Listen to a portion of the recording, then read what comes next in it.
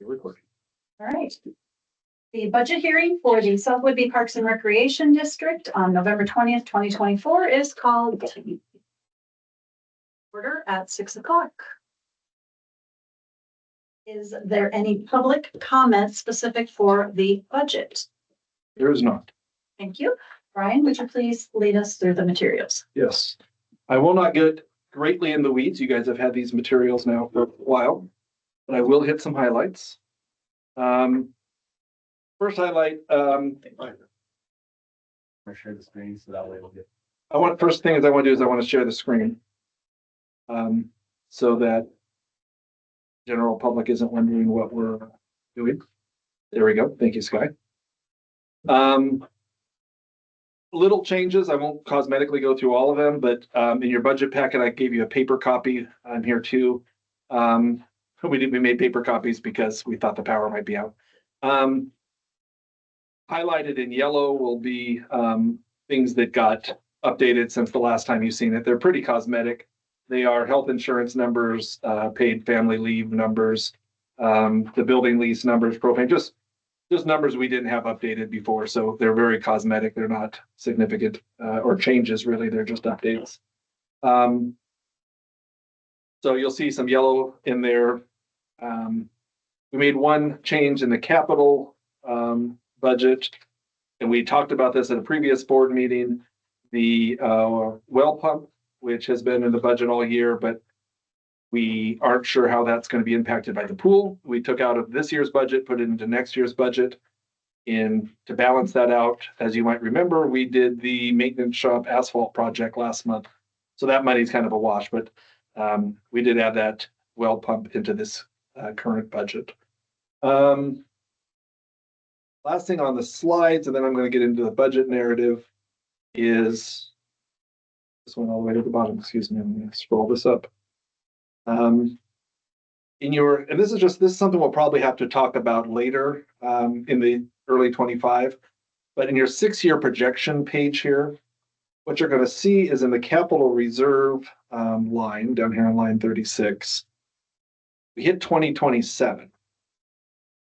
And what you're going to see is, you see how these numbers for the reserve funds, they kind of balance out, and then we hit 2027 here, and we're significantly short. Well, that's because that's your reserve fund. So, 25% of our operating startup budget, 25% of our that we put in reserve for if the levy were to fail. Well, in 2027, our expenditures shoot up, right? Because we have a brand new budget. So now 25% is a lot more than it would have been the years. So, and we haven't received the levy funds yet to balance that out. You'll see the next year, we're back to being balanced again. So that 1 year is a gap. So the decision to be made is, with any extra funds that we can find, is that something that we want to balance out so that we have that gap coverage? Nothing that needs to be decided tonight. For tonight, it's just being aware that it's there. We knew it would be there. There's really no way, without making a deliberate move, there's no way to compensate for that because, 2027 budget is going to be much bigger. And so that's just part of it. So that is just something to be aware of. And when we bring it up, probably in the spring next year, we can chat a little bit more about how you guys want to deal with it. One option is just leave it, and our reserve will just be lower that year. I mean, we can, that's certainly an option. I did not put the budget narrative on the slides, so I'm going to encourage you to open up the paper copy that you have in front of you, and turn to page 6. I'm just going to kind of walk you through some of the budget numbers. Then after I've done walking you through all these, I'm going to leave it open to you guys if you have any questions or comments, and that will be about as much of the budget hearing as we have. So just walking through page 6, the maintenance and operation fund. I'm just going to read through some of this. As the park district looks ahead to 2025, there's a few key points the board of the park commissioners and the district staff kept in mind. Obviously, we're still at a 0.22 per $1,000 assessed value. That hasn't changed. We're in the 3rd year of a 4-year levy. We did increase, as we always do, 1% over the prior year's levy. And then you'll see the numbers as we go. So our starting cash is $722,000 and change to start next year. Our projected revenues, $2.473 million. bringing the available funds at the M&O to just a little under 3.2 million. If you look at the expenditures, the loan payments and the transfers we're going to do to reserve, that's going to bring us to about a $627,000 net, which will be the starting fund for 2026. So again, this budget's pretty linear to where it's been in years past. So the numbers all kind of balance out. You'll see elsewhere the $627,000 number is our starting fund. We'll talk about this a couple places tonight, but you'll also notice in our loan debt history box down below that our maintenance storage building and our Toro Workman infield groomer are both being paid off this year. So we won't be carrying that debt forward. We'll celebrate that a couple times tonight. So it's always good to get rid of some debt. So if you turn over to page 7, again, I'm doing a very quick overview of this. Feel free to stop me if you have questions. Again, 2027 is the operation budget. You're going to see very similar things, our starting balance, our revenue, the funds we have available, minus the expenditures, the loan payments, and what we transfer. That's pretty much just a summary of the page before. Keep going to page 8. This is our bond fund. This is a little bit more fun. Expecting the bond fund starts at $53,000 at the start of the year. The $1.24 basically $1 million in tax receipts we're expecting, minus the distribution. Again, this is just we get the tax money, we spend the tax money, and we're anticipating being about the same number at the end of next year. So, again, as I was saying, I forget who I was saying this to the other day, but maybe it's Krista. This budget's very similar to last year's. This will probably be the last time that we get a budget that's very similar to the year before for a while. So there's no major shocking things in this. Page 9, the capital budget fund. This is our capital and property fund that we're planning to spend down this year. By the end of the year, we're planning to have this pretty close to paid out, which will be great, closing some funds and simplifying our life. Leading us to the last page, page 10, which is our construction fund. This is the fun one. This is basically the bond money. So we're starting with a little under 15 million. We're expecting to get 12 million in Q1 of next year. Disbursements for that, we put 15 million. We don't think it'll be that high, but we had to put the maximum it could be. We don't think we'll burn through that much in 1 year. But for this purpose, we had to round up and put an aggressive number. We end up with 70,000 as an ending balance when we've got 14.9 as a beginning, in 12, out 14.9. Well, that's community college math, and I went to community college, so good catch, Jennifer. That was the second test. That was where the spreadsheet was not functioning properly. Yes, it's the spreadsheet's fault. No, It was working. Yeah, it wasn't our fault. The spreadsheet was. we'll do a correction. That's the second catch of the night, Jennifer. That's On a roll. you are on a roll. So the numbers look good for next year. Like I said, everything's pretty healthy. Other than the fact that we have 27 million, it's pretty common to what we've had. I would open it up to the board. Any questions or comments or things that you would like to input before we move on to our regular meeting? The answer for that. The interest is not lined out there, so I'll add it. Well, that'd be interest. The money we have gets invested by the county, so we receive an interest on that money. So that helps, right? There's a cap to how much interest we can receive, and we're still kind of working on what that number is, I think, with the county. So, for instance, the 15 million we received in July was instantly invested. So we're getting extra money out of that, which was nice. Significant. I mean, 20, 30,000. So we're estimating 70 in interest, or? There's a cap to it. That's what we're not sure. There's only so much interest you're allowed to claim before you have to give it back. So that's the number we're still, yes, it's a bit of an estimate of that. We haven't got a firm number from the county yet. I understand it. But we're signing this tonight. I'll print it and right there, I'll have it. Okay.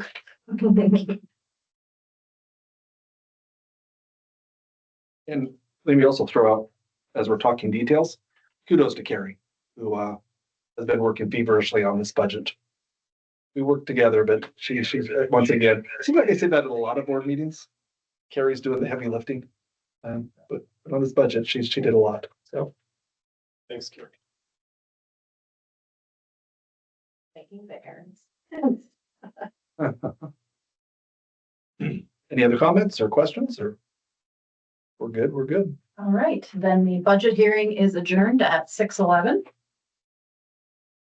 We will immediately go into our regular board meeting. So the November 2024 regular board meeting of the South Whidbey Parks and Recreation District Board of Commissioners is called to order at 6:11 p.m. Is there anyone for public comment? There is not. Right, we will move into the treasurer's report. Brian, will you please lead us through that? Yes, I will. The numbers, I'm gonna give you some simplified numbers. If you look at our overall budget situation where it says we're $666 favorable, there's a couple impacts to that. One is we haven't spent the pickleball money that we were expecting to spend, right? When we did the budget last year, we thought we'd be farther into construction for the pickleball project. So that's kind of inflating that number beyond what it really is because we got to spend that money next year. We also, another thing that impacts this, but it kind of washes out, is that we spent more money in the pool, for the pool out of M&O than we anticipated. But we also received money that we thought we'd get in 2023 from the DOC grant in 2024. So some of that balances out. The big issue here is the reason we're so favorable is we didn't spend the pickleball money. So it's a little bit of monopoly money when you look at that gap. And as we go to the revenue line, you'll see this again, where we're $110,000 favorable. Looks really good, and it is good, it's healthy. But that is because, part of that is because we received that DOC grant money this year and didn't get it in 2023. So where it looks good in 2024, it's because we didn't get it in 2023. So just being real with the numbers, we're still where we should be, but we may not be $100,000 over where we should be. And hopping over to expenses, again, same thing. You're seeing this nice big favorable number. That's simply because we didn't spend down the pickleball money. So, and that's good. The fund balances, we're going to have to clarify. You'll see the fund balances, you're seeing where we have this huge shot up here. This huge number here. And that's because we got the bond money in July.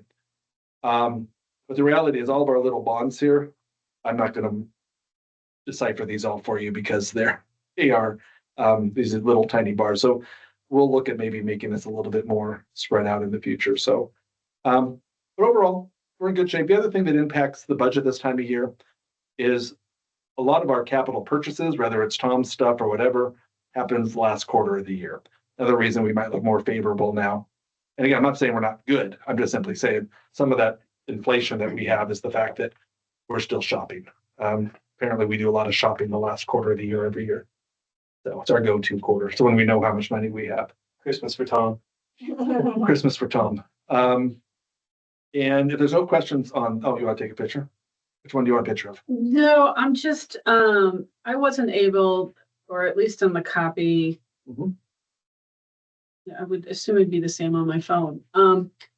It wasn't very clear. And so I was trying to prep for the meeting using the chart data, Okay.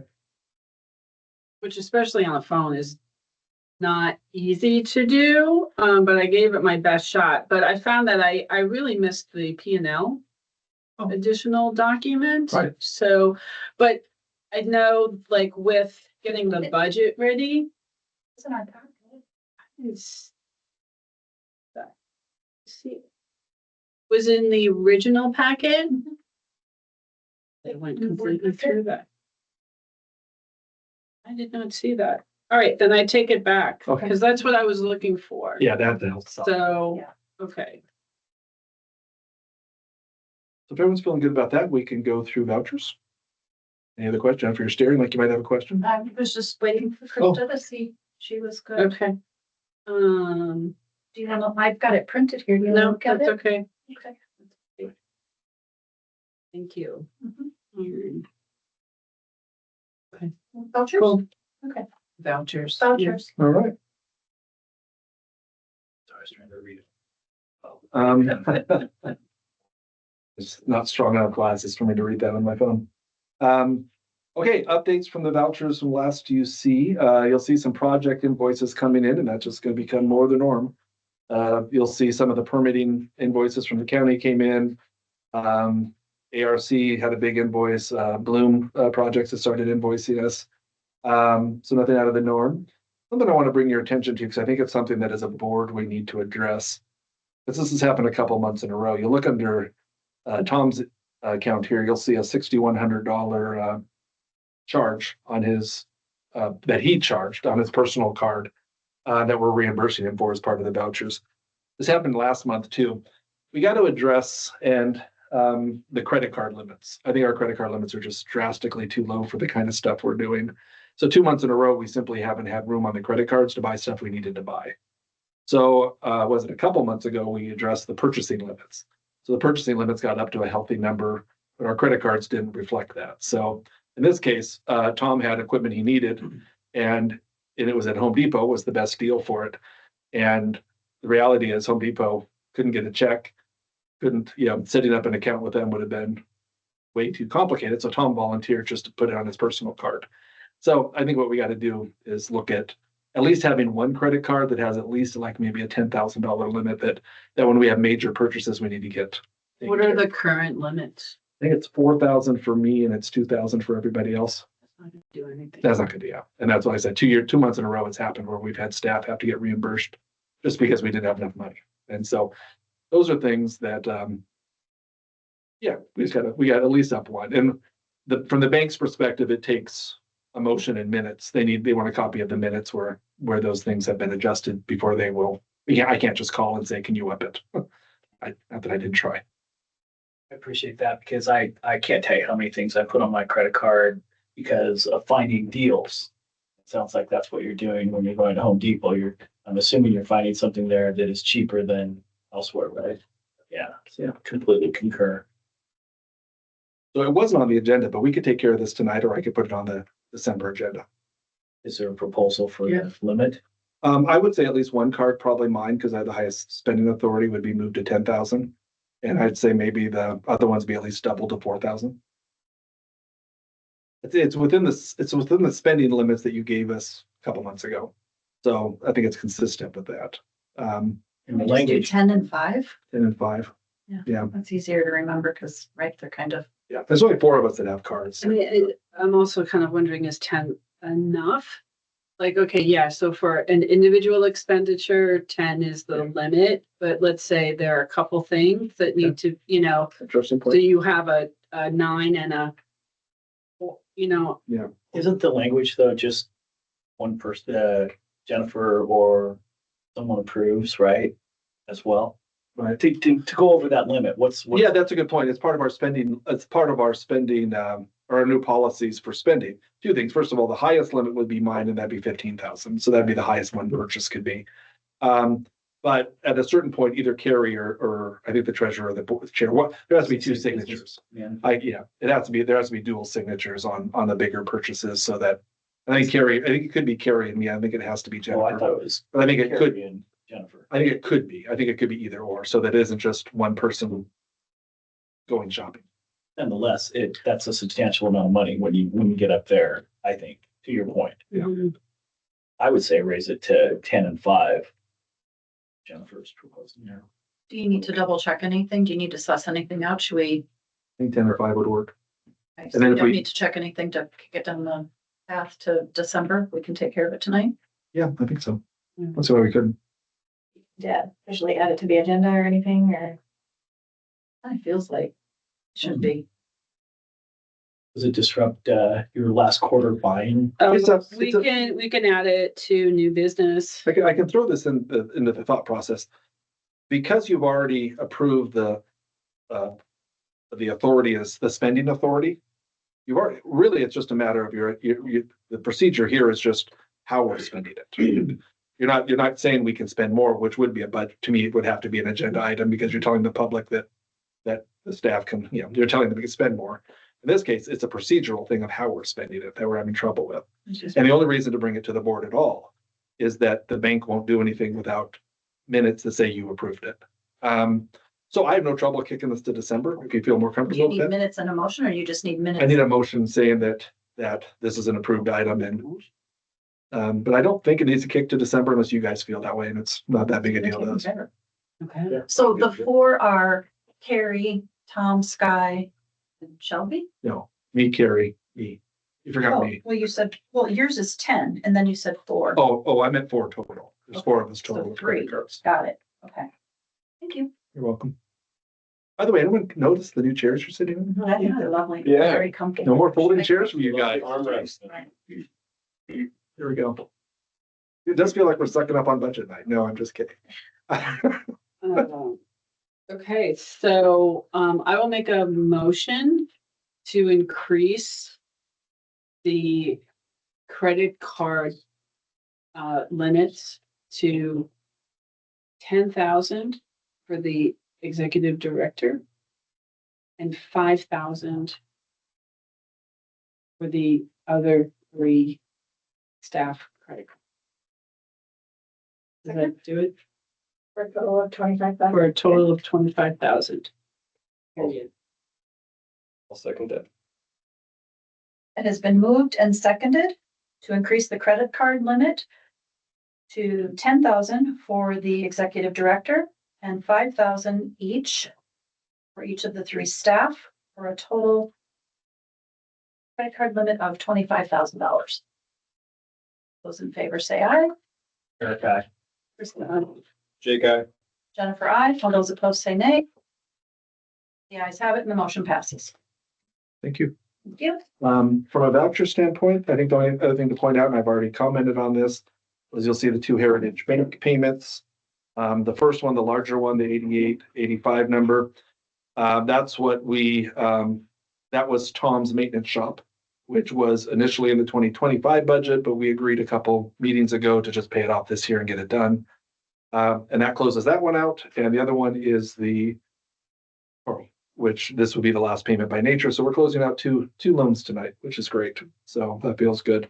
So the only big loan we have left out right now is the campground mortgage, which we're addressing too. So we're getting there on that one. So I did not make time to dig back through, but remind me what the 10,000 playground maintenance, we're at ARPA, Great Western installation. That was playground chips. Chips. Yeah. Thank you. that time of year. Right? This is the quarter we spend.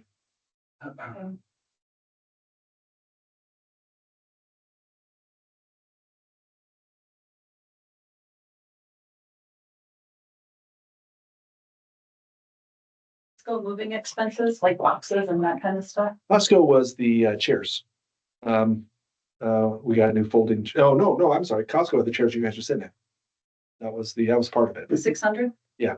Okay. You raised me right by that one. Absolutely. Yeah. We should put a bow on it. Okay, all right. That's it for me. Any other comments on the vouchers? Feeling good. A lot of vouchers this month. Yeah. All right, and we will move on to the consent agenda. I would entertain a motion.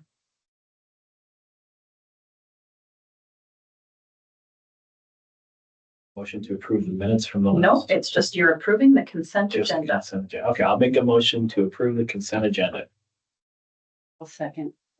It's been moved and seconded to approve the consent agenda. All those in favor say aye. Eric, aye. Krista, aye. Jake, I. Jennifer, aye. All those opposed say nay. The ayes have it and the motion passes. Thank you. Staff report, please, Brian. All right, well, first recreations, we are being just flooded by people and groups looking for gym space. It's amazing how that's a big gap in this area. Eric knows this. Is this the ripple effect of the gym at the high school? I don't Or is it just an This guy would unusual? know. I think even if that gym's going, we would still be having, we have a lot of outside entities that are coming to us looking to try and figure out how they can get select basketball practices. There's 4 or 5 select soccer teams that are doing stuff now over the winter months. We had somebody with a baseball team that wanted to do some indoor stuff. So I guess they're playing indoor soccer right now, so we. yeah, no, I mean, that was one of the workarounds was they had something, but it was, okay, well, I can open up one that's for this girl's age group, but it's open to the public. And then, this soccer team, for the most part, gets their whole team to sign up as quickly as possible, but there's definite lack of gym space all over. That's helpful because I thought it might be the evolution of pickleball and just the massive amount of people that are continually trying to play. Well, and with that even, I mean, we have to shut down all of our pickleball for 3 weeks next month, and there's not an alternative to go anywhere with. We're still at the will of the community center, and granted, I mean, it's for the holiday house, which great reason to not have to play, but you still have, a couple hundred people that are really looking for their form of exercise in the holiday season right after Thanksgiving. Is it majority youth groups or is it fairly? I get approached mostly by, youth groups. But I mean, again, there are definitely some adult groups that would like, I mean, I have had people, I've had a group that reached out from Coopville that was an adult basketball group. That they lost gym space there and want to be able to have something. And then with that, there's not really a time or place to do that at this moment that I can guarantee that we can have a regular time to come play. Phase 2. Yeah. People are very lucky they have Sky kind of coordinating that too. He's very good at it. I mean, trying to make as much out of it as he can, get as many people playing as they can. But yeah, it's been really, it wasn't noticeable to me last year, but it sure has been noticeable this year how many times Sky has had to say, I'm sorry, we just don't have, there's just no space. Phase 2. Polar Bear and youth basketball registration is open, so that's fun. Mark your calendars. Sky mentioned it, but the community center lower gym for pickleball is closed December 2nd till around Christmas. The actual opening date, we're not totally sure, but it's around Christmas. So we're and Sky and I had a really good meeting with the select team soccer coaches. This is one part of our new field policy is that we have a meeting in November with the select coaches, and they sign the policies to make sure that we're on the same page. Real positive meeting, I thought. I thought it was a lot of good energy, and it was good to have those policies. Facilities and grounds, Tom, there's so much stuff going on in facilities, this doesn't quite highlight it. But they are working on some bathroom fixtures, toilets, etc. Getting gutter work done. I think they were there today doing gutter work. Hiring Hegnes, say that? Herbers, thank you. Jason Hegnes. Hegnes, there you go. To fall some of the bigger trees that our guys can't handle out of Trussland. Today was a fun time to walk through the trails. I went over to Max Welton and, I've got a date for you. December 11th, we're going to shut down Trussland trails for the whole day. okay, We're going to announce that. you get that on social We're going media. to keep it closed for the day, and it's my whole crew and Jason and another guy, and it's just hazard tree removal day. Yeah. We're going to get as much knocked out as we can in one day. Anything come down last night? Yeah, about 8. Couple big hangers over here. You see the one? Trails. I went on a short walk today. I wasn't like 5 feet into the trail before there's a huge tree. Well, huge, it was like this big. But it was hanging on a branch that was about this big. I'm like, oh, right over the trail. So, and that was technically, so. Did you turn around or sprint under it? Yeah, I took my chances. Yeah. But it was we knew this was going to be a busy park today. And then speaking of which, they're doing a lot of winter work, trimming, edging, mechanical repairs, trying to catch up on stuff. You saw in the invoices, some Les Schwab stuff and some other stuff that they're working on. My report, this is interesting. We began an RFP we're working on and going to send it out the first week of December for our class and compensation study. This is every 5 years. We do a salary survey basically of staff. So we will do that as we planned, which includes all of our staff. But additionally, this year, we're going to add all of the aquatic positions that might possibly be hired. So that'll give us so the plan is the first half of the year to get that comp study done, which is why I'm trying to get it out in December so we can hire the person quickly. So that the second half of 25, we can go back to the feasibility study and get a real feasibility study of what we think the cost is going to be to operate the building. Because with real staff numbers, that should help. Then that will lead us into the first quarter of 26, where we'll be in talking about the levy. Because then we'll have a real rate that we'll be able to tell people that this is what it cost. So that's coming down the pike. Looking forward to getting that's all ready, really. We're just waiting till December to get through Thanksgiving before I post it. Kind of some fun news. The Parks and Aquatics Foundation, they received a $7,500 grant from the Whidbey Community Fund, which is going to go towards some inflatables for the pool. So they had noticed, they had saw the grant and they called me several months ago. I forgot about this grant and said, what are some things that might fit in this grant that's in the pool budget? And so the inflatables were something that fit the criteria. That was a nice bonus that we won't have to pay for. So we are going to have to store them for a couple of years. Whidbey Community Fund Yes, is Foundation. made up of, I mean, quick. That's what I'm hearing. It's extensive, and they actually have a really good website, that you can get great education on. So it's multiple entities donating to this fund, I'm assuming.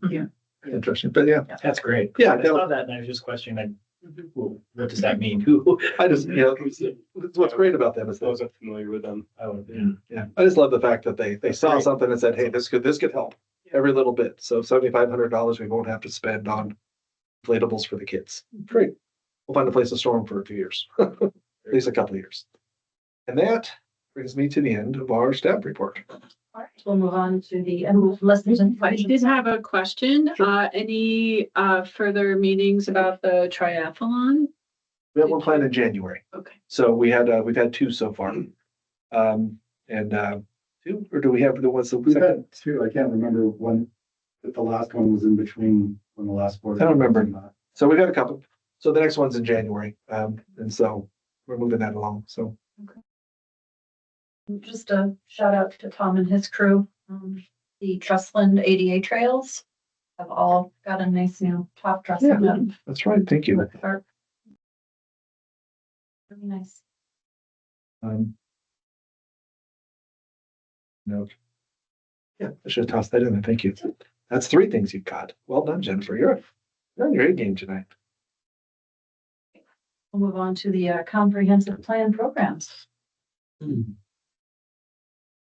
Community and Oh, sorry. Committee and Committee and community meeting reports. Yes, sorry. Are you gonna comment on the Clinton Community Council or? I will. Okay. I went to the Clinton Community Council meeting. This was, I guess, every 6 months they have a meeting and then they have their public meeting. So that was Monday night. So that was fun. Takeaway, at least the main takeaway I thought, which was interesting for this group, was Island County was there talking about their Clinton sub-area plan as part of their comprehensive plan next year.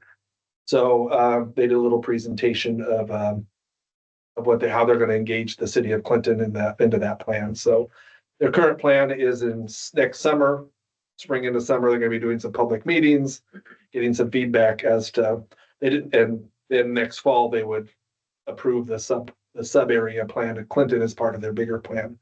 They didn't have a lot of details. There wasn't a lot of like, we're thinking this, we're thinking that. So really the purpose of the meeting, I think, was more like, hey, it's coming, we're going to be coming, engaging the community. So that was interesting. It wasn't a huge turnout in the public thing, probably half a dozen or so beyond the board members and the parts of the group. But it was a nice evening. That was some interesting conversations. Any others? Sure. So first of all, speaking of Island County, as you know, they're working on a comprehensive plan update. And right now they are looking at their parks and trails plans. So if you have not already taken their survey and given them some feedback, or send any comments, now is the time to do it. The South Whidbey district is mentioned and comes up in that. So they are really trying to get a view for the entire county. So that's one. And two, and I don't know where this is going, but fingers crossed. So this was, I guess maybe in the winter, I reported on a online book event that I attended for the Disabled Hiker's Guide. So I have a meeting with that woman, with the author, on Monday to discuss a project where she would come and do a disabled hiker's guide to Island County. So this would be through the tourism department. And we would be looking, it would not be extensive, or rather not, it wouldn't be exhaustive. We would select a couple of trails, probably like maybe Trussland, maybe, like one from the district, maybe a couple from Island County, maybe one or two from Whidbey Camano Land Trust, make sure that there's good distribution between Camano and Whidbey, and have her do a disabled hiker's guide with those select trails. Remind me her name. Siren, and then don't make me say her last name Okay. because it's really I'm thinking of someone complicated. different then. Okay.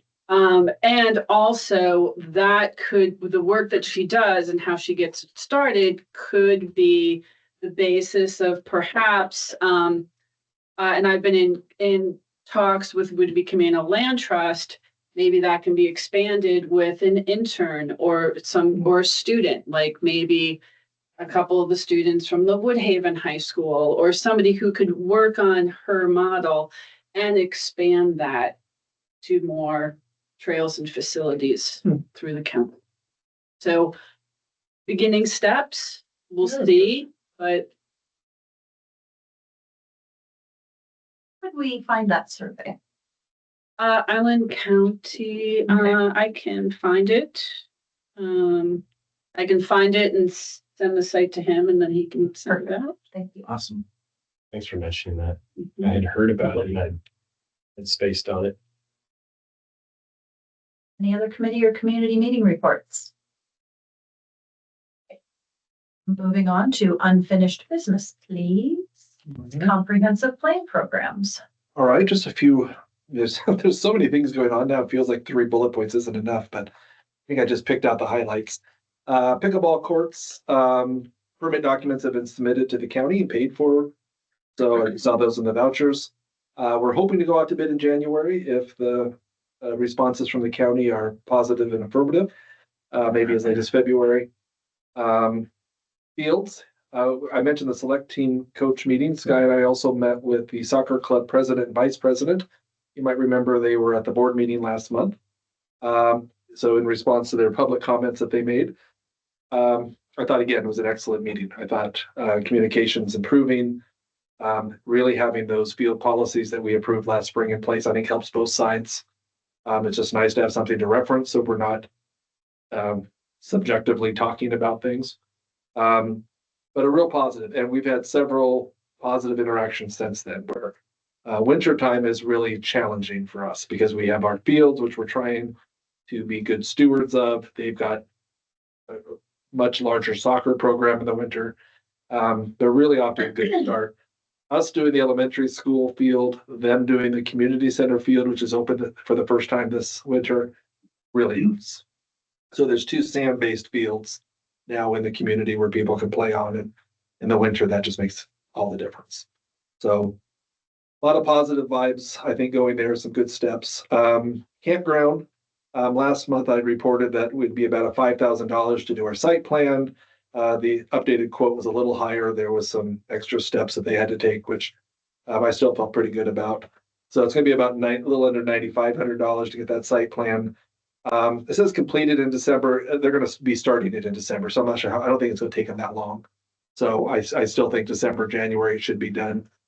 And then after that, you'll remember, after we pay that out of the money that we have, the 190,000 or so, we then will look to make a large payment towards our campground mortgage. And we have been talking to the bank, so they know that's coming. They're just waiting for the exact number that we'll be able to put down. So we're all kind of set up for that. We're just waiting for we need to get the site plan done. And then Is the intent still to have that affected this year or? the intent is, the goal is to get the site plan done late this year, early next year. And that puts us in a position where we can go back and strategize when we want to go for a permit again. But you can't do anything without that site. But as far as making that significant. Oh, no, that'll be next year. Payment. It's gonna be First next quarter, year. second First quarter should be, Okay. if everything goes well. I'll come back. That'll be at a board meeting that we talk about that exact. It's a teeny bit above my signing authority.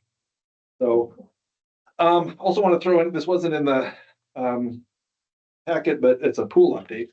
And just an FYI, and this might mean more to Eric than it does the rest of you, because he's been more in the weeds on the pool stuff. We did make a decision on the filter system, a change in the filter system for the pool. Initially, the pool had a design for a regenerative pool filter system, which is a new technology. The feedback from ADG, who are the pool designers, and agreed upon by Bloom Projects and also ARC, was that probably wasn't the best fit, particularly with our well. There was a concern about clogging of a dead man's well, and there was concern about the amount of perlite, which is the sediment that kind of comes out when you have to deal with the pool. From what I understand, because I wasn't part of these discussions, I think they happened before I was here. The options initially were this regenerative new technology or a sand-based filter system. That's what they were debating. The sand-based filter also required there's 10,000 gallons of water being drained somewhat regularly. So it was a huge water drop. Well, apparently there's a much simpler option, which is a filter system, which is $100,000 less than the regenerative filter system. It also, the only really downside, and it's not that big of a downside, is that every week or two, maintenance guys got to pull it out, put a new one in. So we'll buy two, got to clean it up, hose it off, take it to a sink. And, so there's a So little, you're reusing the yeah, filters. you're just they're coming and going. So it's a little bit of work there. But for first of all, it's just the recommendation from the pool guys was that don't do the regenerative. So at that point, this filter system seems like and for what he said too, from what I understand, this is what the vast majority of pools across the country use. This filter system we're going with is not out of the box. It's standard. So anyways, so that's a change we made, and seemed like a no-brainer. So any comments from you, Eric? Because I know you're deeper into those conversations. The sand filtration, but the premise being that it uses way more water Yes. when you have to flush that sand system, I'm assuming. Correct. So we're not doing that. 10,000 gallons. Yeah, I mean, so that's a pretty substantial argument for the filter. Yeah. In terms of cleansing or saltwater and variances, anything different? Not from my understanding is that they should be able to pop that filter out, go to a work sink and clean it out. And so it's not, it's a task, but it's, in your daily duties, it doesn't sound like an overwhelming task. And it's a cost savings. We're not doing it because it's a cost savings, but let's be honest, 100,000 is 100,000. So that's a nice step in the right direction. So anyways, so that was a decision made this week, just to update you guys. And, these are the moving pieces of day-to-day life. So also really good to have a project manager to tell me that I'm not crazy. So. And that would be the end of the comp plan report. All right. Then we shall move on to the 2025 budget approval. There are 3 parts to this approval process, which Brian will lead us through. Thank you. So there are 3 parts. You've had a chance over the last couple of months to go through the budget. So the first part will be just approving the budget. And the second, I'll ask for a motion to approve. And then there is an official resolution, which is up on the screen now. And because it's a resolution, that too will need a motion and a passing. And then finally, we have a levy certification that Krista will be signing. All goes to plan. And we'll just need a motion and approval on that as well. So 3 separate motions, 3 separate approvals. If there's no questions, I would. So we don't need to go into any detail on the resolution. We just need a motion to approve resolution number 2024-. Correct. We don't have. Correct, you've had these, The content. yeah, you've had these in your packet, so you've had a chance to review. If you want me to read through it, I'll be happy to. Otherwise, yeah, just referencing actually, the resolution number is 2024-08. That's what I said. Is that what you said? I'm sorry. Right, Here's. are we ready? I will make a motion to approve the budget for 2024. Aye. I'm sorry, 2025. I will make a motion to approve the budget for 2020. Second that. It's been moved and seconded to approve the budget for 2025. All of those in favor say aye. Eric, I. Krista, I.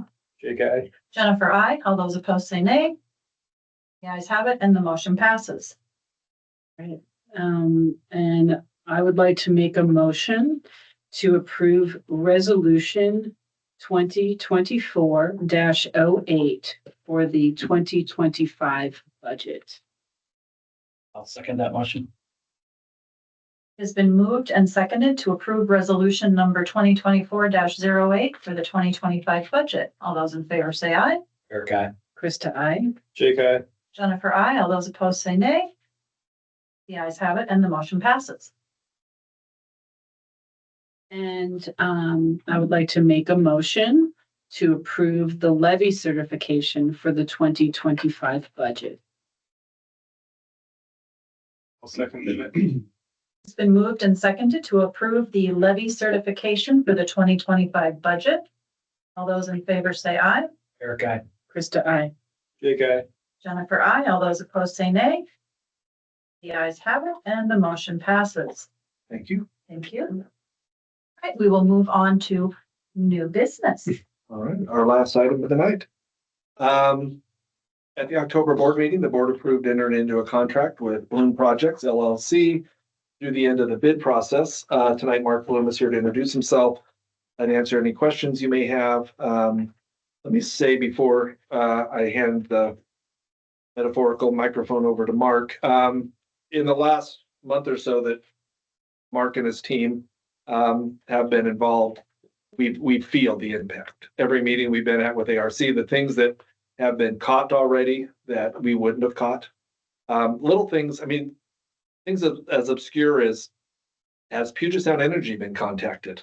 Those are things that they asked and like, no, Puget Sound Energy hasn't been contacted yet. So those are little things like that just a professional company comes in and they know all those little details. There's been so many moments that over the last month that's helped. One big thing that they're doing is they're setting a real budget. Colby, who's kind of is a right-hand administrative genius, is making us a real budget, something we just haven't had with great detail. So we're going to keep real tight control of the money, making sure we know how every penny is being spent and really scrutinizing every penny that's being spent to make sure we're not spending it foolishly. So they have been a great help already.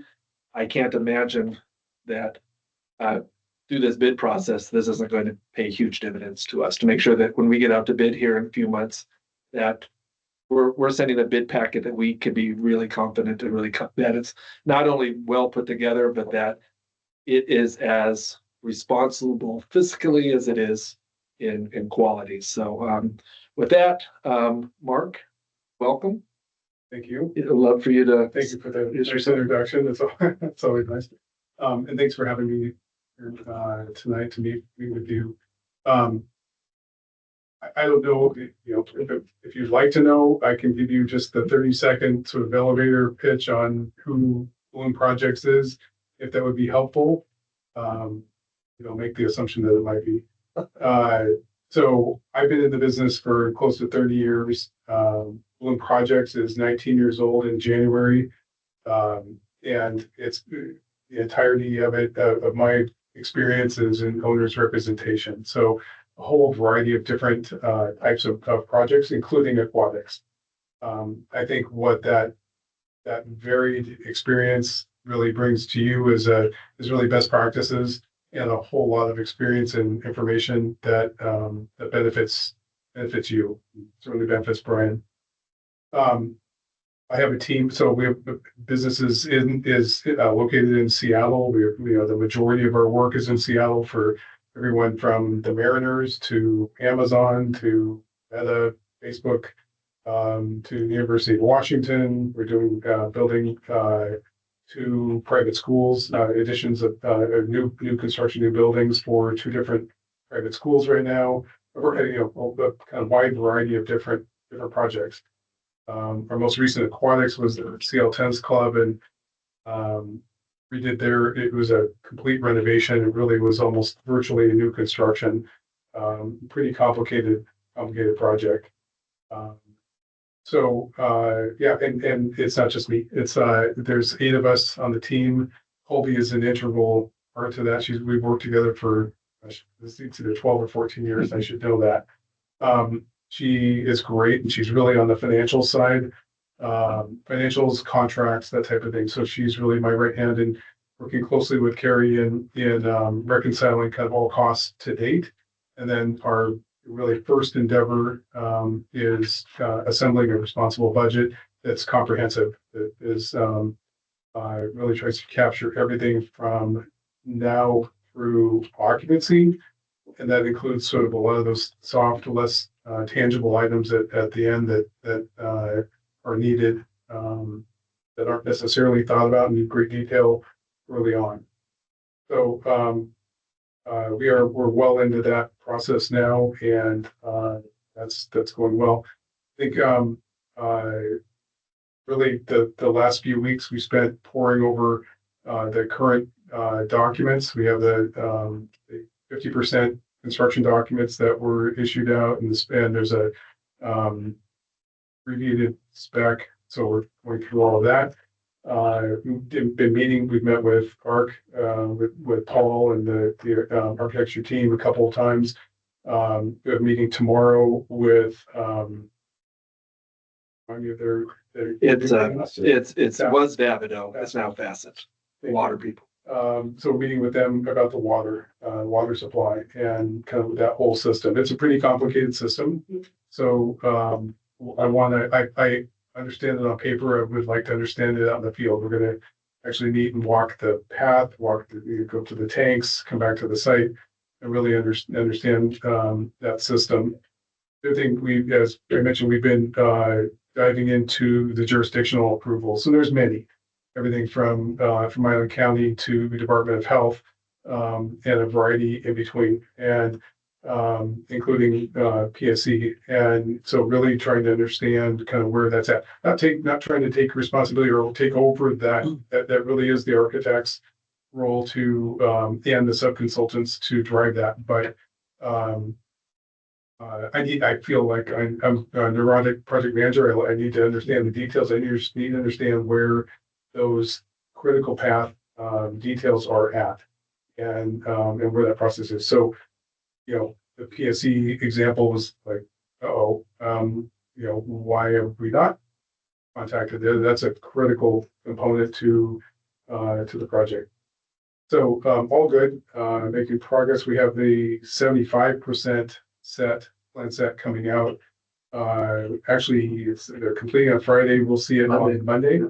And which is great. Along with that, then the cost estimator that has been estimating the project to date will be pricing that set. So we'll be waiting with bated breath, as they say, for the information from that. I've had varied experiences with cost estimators, so it'll be interesting to see how that all goes. And so we will see that, I believe it's later in December. December 11th. Thank you. So that'll be coming back to us. And, but really been working closely with the design team and frankly, they've expressed some great relief in having an owner's rep, available. And really, I'm, not here in lieu of Brian or Tom in any shape or form. I'm really here to support their efforts to help provide sound recommendations and based on experience, and help guide the process and make sure that we're staying on track. The other piece that along with the budget, we're also assembling a comprehensive schedule. So architects have had a schedule that they, really more of a design schedule that they've been working against, which is fine. That's great. It's perfect. But I really feel like a more comprehensive schedule is needed, and not that it won't change, it'll adjust, but we need a roadmap. We need to understand where we're going, what that looks like, and then if we need to adjust it, we agree that we're going to adjust it, or we find other ways to bring things back.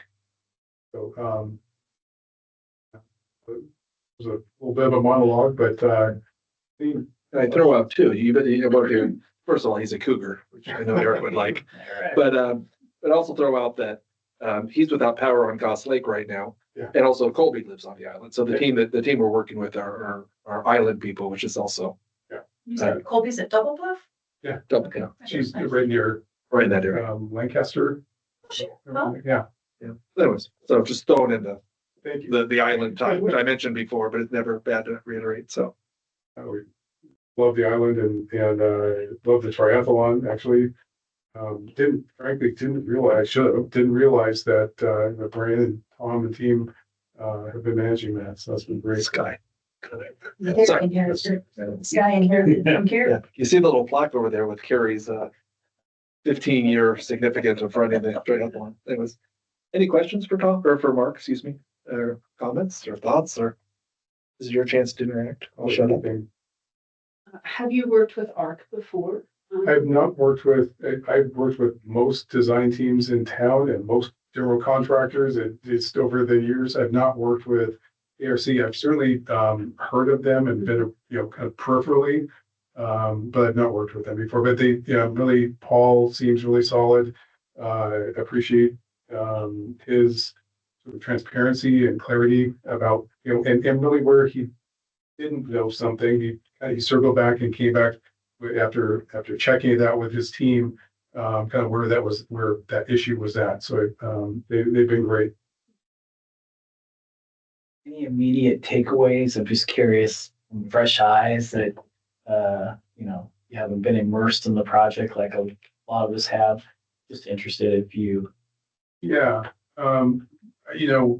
Maybe the most current topic is kind of water, and we've been, it's like, well, okay, so just trying to understand the system. And again, we have a meeting with Jeff Tassoff, who actually oddly funny, ironically, he's actually a fraternity brother of mine from 1,000 years ago, and haven't really seen him since. So I'm looking forward to catching up with him. But also looking to glean the information from him about the basis of design, really how that is expected to work.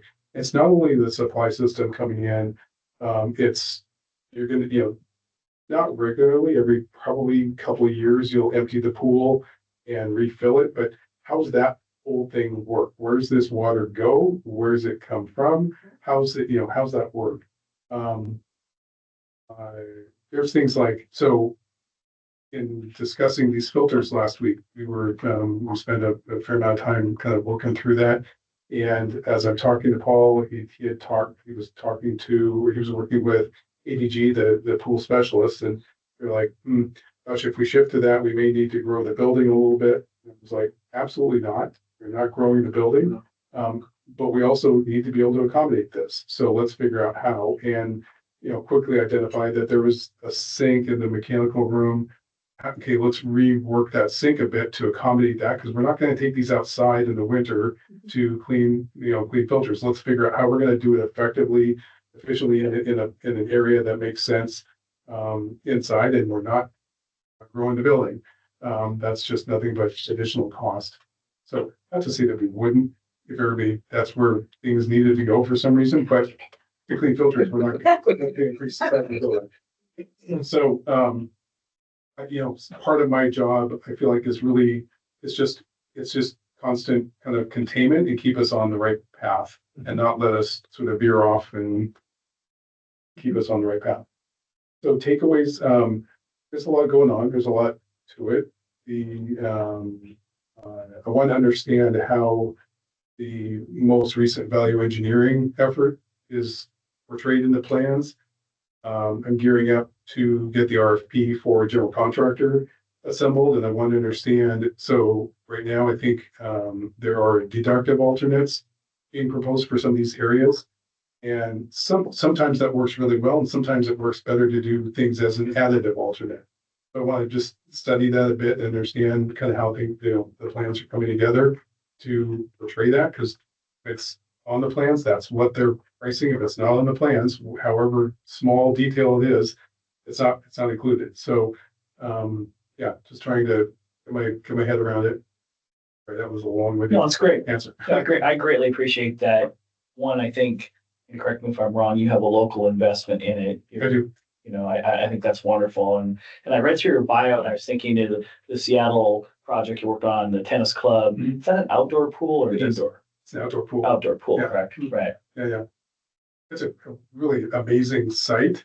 It cantilevers out over Lake Washington, and it's quite something. But it was also a 50-year-old pool, and with kind of a zigzag, original construction on one side. We took that out and added a lane, rebuilt the entirety of the structure, completely new mechanical systems. So it was for all intents, it was a new pool, and then two spas as well, children's spa and adult spa. Welcome. And we started just prior to COVID, and then went in. It was a rough kind of figuring that out. There was an outdoor pool. That's more COVID friendly. That did help. Yeah. Actually, it helped a lot. I don't know if this is the right space to ask this, but with the water system, do you also apply a lens of, okay, this is what's needed now, but what about in the future? Perhaps when there is less groundwater? That's a hard one to predict. It is a But hard but one, but it is but that's a very real, the aquifers that we're drawing on have, so I don't understand this part of it yet, but I would like to understand it better. But the aquifers have a certain amount of water available. Want to understand how much is known about that. And then frankly, the pumps and equipment that, associated with that, how old it is, we're going to really rely on those heavily. I was during the course of construction, depending on ultimately what pool we use, whether or if there was something else, we may need to fill the pool and then empty it and then fill it again. And this is over 200,000 gallons of water. So understanding kind of what the capabilities and capacities are for that, and whether we need to supplement, trucks, tanker trucks, that type of thing, just to accomplish the initial, requirements, and then get to a place where we can open it. But future, and boy, you have a crystal ball that can forecast that. Well, Krista brings up a good point though, because every community meeting we had, that was a question. And Yeah. it was not just by one or two people. It was the focus Yeah. and concern That's about good, water huh? usage on the island. Yeah. And septics are always a concern up here Yeah. too. For sure. Definitely at the Bayview Cash Store recently, and the bakery down by the airport. I know they've all had septic issues, so. Yeah. With a pool of this size, that's gotta be a little leery for everybody. Well, the septic system, I dove into that as well. Really interesting concept. We spent some time looking at that, and what it serves, and basically it's I believe the numbers were around 6,000 gallons a day in septic functionality. So all of that's getting pumped up the hill and to the three different septic fields essentially. And so it's a little bit different septic system. I think it's actually great. But so I don't think there's anything wrong with that at all. But I needed to understand. I just needed to understand it better so I could then better guide as we move through the project. But yeah, these are robust, complicated systems.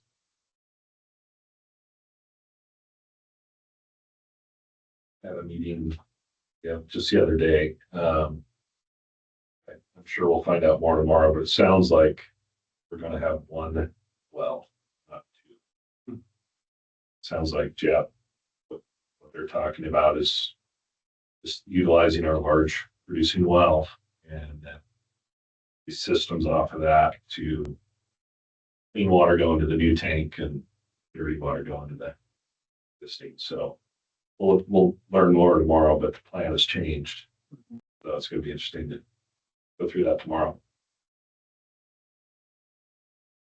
Where did I'm drawing a blank on where, the drain field's actually going for. It goes behind my shop. It's behind the shop, okay. Yeah. So it's kind of,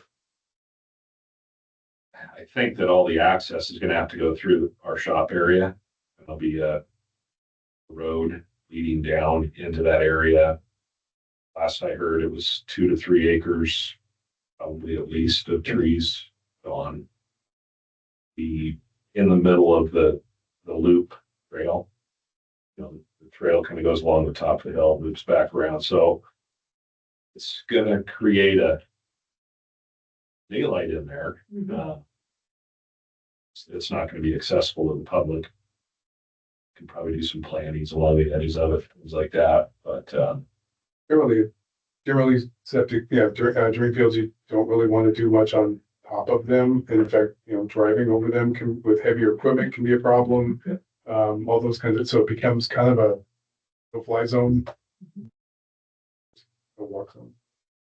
The grow zone. Yeah. well, we're gonna have to decide. I mean, it was always talked about as a septic meadow. That was always from the previous pool project. They talked about that just being a grassy area that we maintain. So I don't know. I know this is kind of pods. It's a little bit different, but we're gonna have to figure out how we don't let that get overgrown with blackberries. Mhm. Things like that. So Intrusion will destroy it. yeah, lots of moving pieces. Anything else? Thanks, appreciate it. Yeah. Get to work for you. Anytime. Welcome. I'm happy to, just get my head into it really and trying to get first right in information and kind of look at, how everything's coming together. Really looking forward to this updated plan set, and then heading toward contractor bidding. I think that's going to be helpful and revealing. So, yeah. I think there's a market hit on these, but I want to really emphasize a couple of the big dates coming up because they're pretty big dates in the scope of the project. So the 75% set that comes out, it's supposed to be done this week, but we're going to get it on Monday. And Mark can correct me if I'm not saying this correctly, but basically at the 75% mark, all the subs have given ARC and all them their information. And this plan we get on Monday is now our chance to go through and really scrutinize it. That's why it's not a higher number. We're part of that, getting that up to that 100% done. But once we get that document and we start scrutinizing it, we're getting pretty close to a finish line at this point as far as having a completed set. So Monday's a big deal, and that's they did give us the 50% internal document that they've been working on, which is interesting, seeing some of the changes. But that 75% is significant, and then as significant a couple weeks later, December 11th, when we get the cost estimates, which obviously by the next board meeting, there'll be some sort of update, maybe not great details, but there'll be some information. The other date to throw in there that I didn't mention earlier was I did re-engage the JCC to meet Mark. So we have a meeting set for December 2nd with the committee. So they have a chance. I mean, obviously that group has been in the weeds and Mark is trying to understand the weeds. So it'd be a good chance for them to talk to each other and get to know each other and all of that. So, and finally, it's getting a little cold in here. We did put a request into the school. We realized the school district turns off their heat. And last month, didn't really notice because it wasn't as cold, but as we get into the winter months, we did put in a request to ask them to leave the heat on for us on these board meeting nights. So my apologies if it's getting a little chilly. But the good news is that's all I have. So. So depending upon what's going on the agenda, Mhm. will Mark be joining us for our monthly board meetings? So if there's relevant things and he's If there's available, relevant things on the agenda. and he may not be in town, so it might be virtual occasionally, if he's in Seattle. Because he's not always on the island, he kind of goes I back. could go back and forth and, but we've spent as much time here. It's usually half the week is here and half in town, but Yeah. and it's easy to for an evening if that's needed too. And I'm happy to be here. Frankly, I'd rather make sure that you're comfortable with where things are going. Answer your questions, and keep things moving. Thank you, Mark. Yeah, the next few months getting ready for this bid process is gonna be interesting. It's gonna be good. It's gonna be fun. I mean, I'm really looking forward to the 75% set. Because that's, The other piece to that is that with the 75% set, we'll be going into the county, be going and submitting to Department of Health, and a variety of other subdivisions, electrical, mechanical, et cetera, and for permitting purposes. And and ARC will be looking to gather that feedback from those different jurisdictions. So we call them AHJs, authorities having jurisdiction. And but getting that feedback from the various authorities so that those then get incorporated into the final plans that the contractors actually bid on and build from. good point. So it's a accumulation. So we will actually be setting up page turn meetings.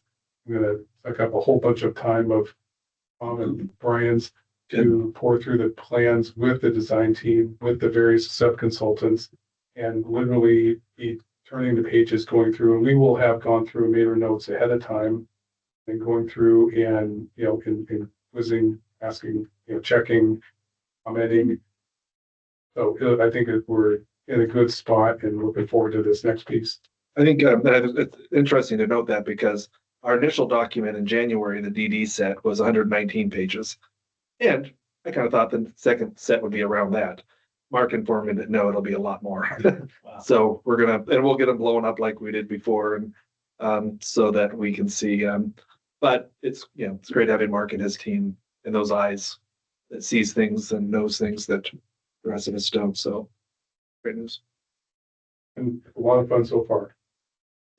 This is fun for me. I love this. That's great. Loves the weeds. That's what I I do. say. Yeah, loves the weeds. That's good. Also being able to though pull up to the macro view, because there's a big picture to keep in mind, right? We can talk about, sinks and washing filters, but I need to be able to really be thinking in terms of the macro view and what are we trying to accomplish and how are we going about it? And overall, is everything moving in the right direction? Any other questions? With that, then. Cheers. I do have one more. You give me an example of a weird food item? Jalapeno ketchup. Okay, thank you. Got it. Boy, Okay, that's it. people listening to that recording is going to have some questions. Just Google Andrew Zimmern and then see what you Yeah. come up with. Or see what Sky has for lunch most days. Either one, that's fine. We good? All right. With that, we are adjourned at 7:14. And 3,